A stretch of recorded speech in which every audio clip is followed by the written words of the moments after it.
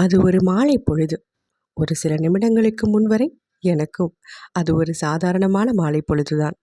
கடை வீதியில் என் பணி முடித்து வீடு திரும்ப காத்திருந்த வேளை அது. என் இருசக்கர வாகனத்தில் சாவிகளை பொருத்தி சாலையில் பயணிக்க விழைந்தேன். என்னை நோக்கி அதிக சத்தத்துடன் ஒலித்தது அந்த ஹாரன் சத்தம். இன்னும் சாலையில் பயணிக்கவில்லை, அதற்குள் எதற்கு இந்த ஹாரன் சத்தம் என்று திரும்பி பார்க்க, என்னை நோக்கி நடந்து வந்தாள் அவள். அவள் ஒரு செவிலிப்பெண்.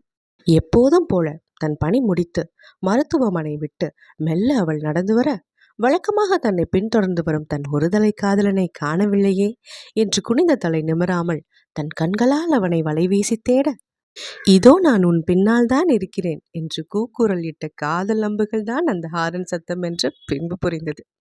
ஹாரன் சத்தம் கேட்ட மறுகணம் அத்தனை புன்னகை அவள் இதழ்களில். சற்று தயக்கத்துடன் யாரேனும் தன்னை பார்க்கிறார்களா என்று அவள் பார்வை என் மீது பட, மெல்ல தலை குனிந்து அந்த ஒரு தலை காதல் அரங்கேற வழிவிட்டு நின்றேன் நான். அவள் முகத்தில் முதல் காதலின் அத்தனை வெட்கம், பரிதவிப்பு. அப்படியே மெல்ல என்னை கடந்து சென்றாள் அவள். அவளை பின்னோக்கி தொடர்ந்தது அந்த காதல். இது வெறும் 2 நிமிட நிகழ்வுதான் என்றாலும் அது என்னை 10 வருடங்களுக்கு பின்னோக்கி இழுத்துச் சென்றது.